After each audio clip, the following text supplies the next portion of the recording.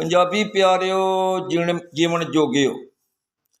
ਵਾਰਿਸ ਸ਼ਾਹ ਉਹ ਸਦਾ ਹੀ ਜੀਵਦੇ ਨੇ, ਬਿਨਾਂ ਕੀਤੀਆਂ ਨੇਕ ਕਮਾਈਆਂ ਨੇ। ਜਾਣੇ ਪਛਾਣੇ ਪੰਜਾਬੀ ਕੌਮ ਪ੍ਰਸਤ ਆਗੂ, ਪੰਜਾਬ ਲੋਕ ਲਹਿਰ ਦੇ ਬਾਨੀ ਸਦਰ ਸਾਡੇ ਹਰਮਨ ਪਿਆਰੇ ਗੁਰੂ ਕਸਬਰ ਮੁਬਾਰਕ ਭੱਟ ਜੀ ਮਰਹੂਮ ਦਾ ਅੱਜ ਜਨਮ ਦਿਨ ਨੇ। ਉਹ ਸਾਡੇ 'ਚ ਮੌਜੂਦ ਨਹੀਂ, ਪਰ ਉਹਨਾਂ ਦੀ ਸੋਚ ਅਤੇ ਯਾਦਾਂ ਸਾਡੀ ਰਹਿਨੁਮਾਈ ਲਈ ਮੌਜੂਦ ਨੇ।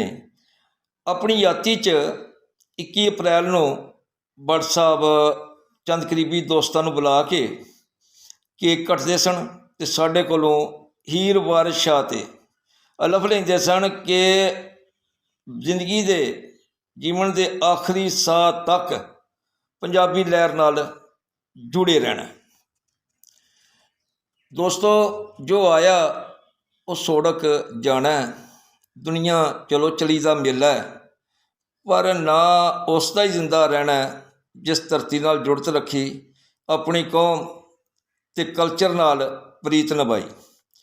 ਸਾਡੇ ਗੁਰੂ ਕਸਬਰ ਮੁਬਾਰਕ ਭੱਟ ਹੋਰਾਂ ਆਪਣਾ ਜੀਵਨ ਪੰਜਾਬੀ ਲਹਿਰ ਦੇ ਨਾਵੇਂ ਲਾ ਦਿੱਤਾ।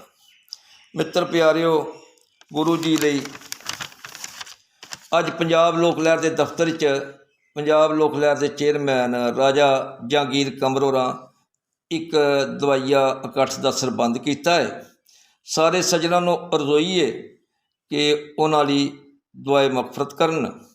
ਰੌਣਕੇ ਮਹਿਫਲ ਜੋ ਲੋਕ ਆਹੇ, ਉਹਨਾਂ ਜਾਈਆਂ ਸਜਾਈਆਂ ਜ਼ਮੀਨ ਥੱਲੇ, ਸੇਜ ਛੱਡ ਨਰਮ ਨਾਜ਼ਕ ਮਜ਼ਾਜ ਗੁਲਰੂ, ਸੁੱਤੇ ਬਾਝ ਤੁਲਾਈਆਂ ਜ਼ਮੀਨ ਥੱਲੇ, ਉਹ ਜੋ ਕਰਦੇ ਪਰਹੇਜ਼ ਖਾਕ ਤੁਸਣ, ਖਾਕਾਂ ਉਹਨਾਂ ਸਿਰ ਪਾਈਆਂ ਜ਼ਮੀਨ ਥੱਲੇ। ਜੋਰਾ ਵੇਖ ਖਾਮੋਸ਼ਾਂ ਦੇ ਸ਼ਹਿਰ ਜਾ ਕੇ, ਸੂਰਤਾਂ ਕਿਆ ਕਿਆ ਨੇ ਆਈਆਂ ਜ਼ਮੀਨ ਥੱਲੇ। ਜੀਵੇ ਪੰਜਾਬ ਸਦਾ ਜੀ।